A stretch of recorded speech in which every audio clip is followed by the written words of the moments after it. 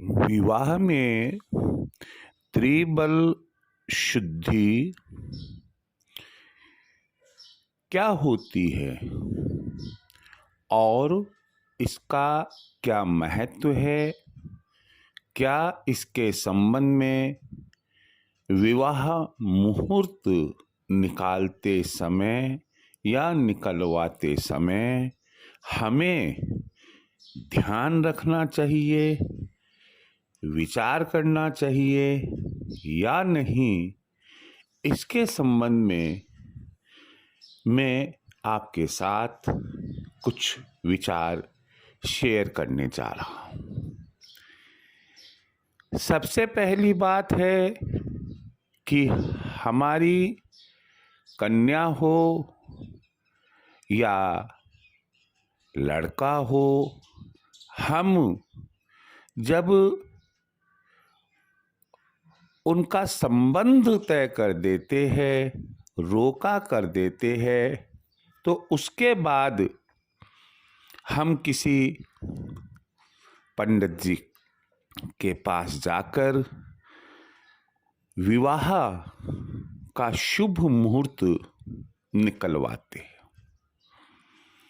विवाह का शुभ मुहूर्त देखते समय बहुत से फैक्टर्स काम करते हैं, जिनमें एक महत्वपूर्ण फैक्टर होता है कि जो तिथि विवाह की तय होने जा रही है, पाणी ग्रहण की तय होने जा रही है, जिसे हम विवाह मुहूर्त की दिनांक कहते हैं, पाणी ग्रहण संस्कार इस दिन होगा, ये हम कहते हैं, तो उसके लिए पंडित जी या ज्योतिषविद हमें बताता है कि विवाह में त्रिबल शुद्धि है या नहीं। विवाह मुहूर्त त्रिबल शुद्धि के अनुसार श्रेष्ठ रहेगा या नहीं। त्रिबल शुद्धि के लिए कहीं ऐसा तो नहीं है कि हमें पंडित जी ने कहा कि कन्या के लिए अमुक पूजा कराना पड़ेगा आपको फेरे के पहले, या लड़के के लिए आपको अमुक ग्रह की पूजा करानी होगी फेरे के पहले। अब यहाँ प्रश्न यह है कि ये त्रिबल से आशय क्या है? देखिए, इसमें कोई संदेह नहीं है कि जिसका काम होता है हमें उससे ही पूछना होता है, राय लेनी होती है। लेकिन आज हर व्यक्ति करीब करीब प्रत्येक क्षेत्र में कुछ न कुछ जानकारी रखता है। आप भी ज्योतिष के संबंध में, पंचांग के संबंध में, ग्रहों के संबंध में अवश्य कुछ न कुछ जानकारी रखते होंगे।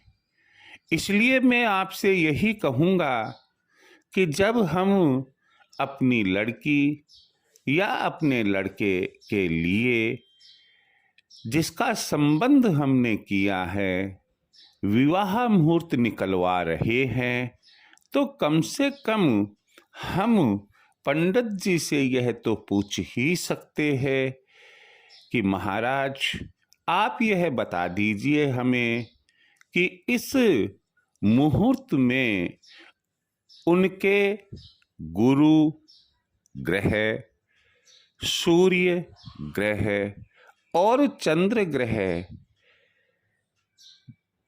जन्म राशि से श्रेष्ठ है या नहीं। देखिए, मैंने अभी एक वाक्य बोला, जन्म राशि से। यहाँ बोलती राशि नहीं बोल रहा हूं मैं। क्यों? क्योंकि सामान्यतया आप यह निश्चित मान के चलिए, जन्म, मरण, परण, कम से कम इन 3 घटनाओं के संबंध में तो हमारी जो लग्न कुंडली है वही काम करती है। यह बात एक अलग विषय लेकर चलती है कि हम विवाह के समय जन्म कुंडली को महत्व देना चाहते हैं या नहीं। जहां तक मेरी राय है तो केवल और केवल जन्म कुंडली को ही महत्व दिया जाना चाहिए। किसी के कहने से या अपने सोचने से कि लड़का लड़की का बोलता नाम ले लिया जाए तो इसमें क्या परहेज है। कोष्टक में हम उनका जन्म नाम लिख देंगे, या जन्म नाम लिया एक का, दूसरे का बोलता नाम ले लिया। मैं अपनी राय तो आपको यही दूंगा कि यह मुनासिब नहीं रहेगा, यह ठीक नहीं रहेगा। जिस समय आप विवाह संबंध में उनको अर्थात दाम्पत्य सूत्र में बांध रहे हैं, उस समय तो आपके खुशियां ही खुशियां रहेगी, लेकिन वर्ष 2 वर्ष या कुछ महीनों में ही मालूम पड़ा कि उनका दाम्पत्य जीवन कहीं न कहीं कोई दोष लिए हुए है। कहते हैं, चिड़िया चुग गई खेत, फिर पछतावे क्या होवत है। सांप के निकल जाने के बाद लकीर पीटने से कोई मतलब नहीं निकलता है। इसलिए अगर आप ठीक समझे तो विवाह मुहूर्त के लिए आप लग्न कुंडली को ही महत्व दे। तो यहाँ हम जो विचार शेयर कर रहे हैं वह त्रिबल शुद्धि के लिए विचार कर रहे हैं। गुरु, सूर्य और चंद्र, ये तीनों लड़का और लड़की के कुंडली में श्रेष्ठ स्थानों पर होने चाहिए। चाहे हमें विवाह मुहूर्त 1 महीने, 2 महीने या कुछ महीने बाद का ही क्यों ना मिल रहा हो। सवाल ये है कि लड़का और लड़की दोनों के लिए क्या सूर्य ग्रह, गुरु ग्रह और चंद्र ग्रह की स्थिति कुंडली में देखी जाती है। तो मैं यहाँ स्पष्ट कर दूं आपको कि लड़के के लिए सूर्य ग्रह की श्रेष्ठ स्थिति होनी चाहिए, लड़की के लिए गुरु ग्रह की स्थिति श्रेष्ठ होनी चाहिए, और लड़का व लड़की, वर और कन्या दोनों के लिए चंद्र स्थिति लग्न कुंडली में श्रेष्ठ होनी चाहिए। विवाह मुहूर्त को इन तीनों ग्रहों के श्रेष्ठ होने पर यह कहा जाता है कि त्रिबल शुद्धि वाला, यानी कि बहुत अच्छा विवाह मुहूर्त है। ये त्रिबल यानी कि इन तीनों ग्रहों का जो श्रेष्ठ बल है, इसे ही देखकर पंचांग से हमारे जो पंडित है वो मुहूर्त निर्धारित करते हैं और कहते हैं त्रिबल शुद्धि के आधार पर हमने आपको यह विवाह मुहूर्त बताया है। मैं आपको जानकारी दे दूं कि इनमें सूर्य हो चाहे गुरु हो या चंद्र हो, जन्म राशि से ये श्रेष्ठ भी होते हैं, पूजनीय भी होते हैं और नेष्ट यानी कि बुरे भी होते हैं। आपको यह ख्याल रखना है कि अपने पंडित जी से पूछना है, अगर लड़का हो कि लड़की हो, कि महाराज सूर्य श्रेष्ठ है, गुरु लड़की के लिए श्रेष्ठ है और चंद्रमा की स्थिति वर और कन्या दोनों के लिए श्रेष्ठ है। यदि वो ये कहते हैं कि वर के लिए पूज्य है सूर्य, इसका मतलब यह होगा कि विवाह के पूर्व आपको सूर्य की पूजा पहले लड़के से करवानी होगी, लड़के के लिए करवानी होगी, उसके बाद ही वह फेरे लेने के लिए बैठेगा। कई बार वो लोग कह देते हैं कि हम एक पोटली बनाकर उनके वहाँ रख देंगे फेरे के समय गोडे के नीचे, तो ये सूर्य की पूजा होगी। नहीं, ऐसा नहीं होता है।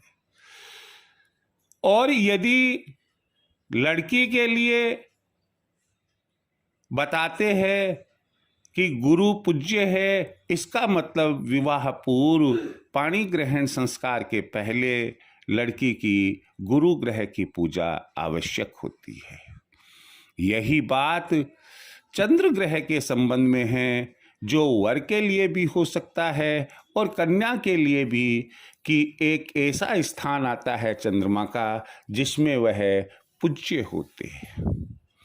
मेरा तो यही कहना है कि यदि हमें कोई दूसरा श्रेष्ठ मुहूर्त मिल रहा हो जिसमें ना सूर्य पूज्य हो, ना गुरु पूज्य हो और ना चंद्र पूज्य हो, चाहे हमें कुछ दिनों का, कुछ महीनों का इंतजार ही करना पड़े, हमें वैसा ही विवाह मुहूर्त पाणी ग्रहण संस्कार की तिथि तय करनी चाहिए। चलो, मैं आपको जानकारी दे देता हूं कि जिस तिथि को विवाह मुहूर्त निकल रहा है, बताया गया है, अगर आप ज्योतिष में थोड़ा सा भी जानकारी रखते हैं तो सरलता पूर्वक घर पर ही आप यह देख सकते हैं कि निकाला गया विवाह मुहूर्त या एक से अधिक विवाह मुहूर्त आप पूछ कर आए हैं तो उनमें श्रेष्ठ कौन सा होगा।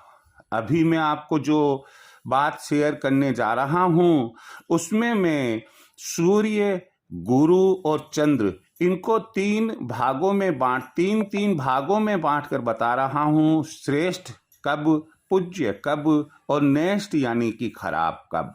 ध्यान से सुनिएगा और यदि आप चाहे तो आप कागज पर लिख भी सकते हैं, समय आने पर आप इनको काम में ले सकते हैं। सबसे पहले मैं सूर्य ग्रह की जानकारी दे रहा हूं। यह केवल वर के लिए अर्थात लड़के के लिए आप देखेंगे। श्रेष्ठ कब रहेगा? जब सूर्य उस दिन, जिस दिन विवाह मुहूर्त निकल रहा है, जन्म राशि से लग्न कुंडली में तीसरे, छठे, 10वें या 11वें स्थान पर हो, हम कहेंगे कि विवाह मुहूर्त में सूर्य श्रेष्ठ है। जब सूर्य जन्म राशि से पहले, दूसरे, 5वें, 7वें या 9वें स्थान पर हो तो हम ये कहेंगे कि सूर्य पूज्य है, अर्थात सूर्य की पूजा विवाह पूर्व होनी जरूरी है। सूर्य ग्रह वर के लिए खराब कब रहेगा? जब उस दिनांक को जन्म राशि से सूर्य चौथे, 8वें या 12वें स्थान पर बैठा हो। हम कहेंगे कि वह दिन, वह मुहूर्त सूर्य ग्रह के हिसाब से वर के लिए श्रेष्ठ नहीं है। फिर हम चलते हैं गुरु के लिए। कन्या के लिए कि कन्या के लिए हमें गुरु ग्रह श्रेष्ठ कब रहेगा, जब कन्या की जन्म राशि से गुरु दूसरे, पांचवें, सातवें, 9वें या 11वें स्थान पर हो, गुरु श्रेष्ठ माना जाता है। विवाह में कोई दिक्कत नहीं है। यदि गुरु कन्या की राशि में जन्म राशि से 1, 3, 6 या 10वें स्थान पर हो, हम कहेंगे कि वह पूज्य है, अर्थात पाणी ग्रहण संस्कार के पहले उस कन्या से गुरु की पूजा आवश्यक हो जाएगी। और नेष्ट कब माना जाएगा, बुरा कब माना जाएगा, जब कन्या की जन्म राशि से गुरु चौथे, 8वें या 12वें स्थान पर हो, तो ऐसी स्थिति में गुरु नेष्ट यानी बुरा माना जाता है, विवाह उचित नहीं रहता है। तीसरा ग्रह त्रिबल में हम लेते हैं चंद्र, जो वर और कन्या दोनों के लिए ही देखा जाता है। यह श्रेष्ठ तब रहता है जब दोनों के लिए अलग अलग वह जन्म राशि से पहला, दूसरा, तीसरा, पांचवा, छठा, सातवां, 9वां, 10वां या 11वें भाव पर 11वें स्थान पर स्थित हो। पूज्य कब रहता है, जब दोनों ही की कुंडली में से किसी एक या दोनों के ही वह जन्म राशि से 12वें भाव में स्थित हो, अर्थात 12वें स्थान पर हो। और नेष्ट यानी कि बुरा कब रहता है, जब वर या कन्या या दोनों के की कुंडली से जन्म राशि से चंद्रमा चौथे या 8वें स्थान पर हो।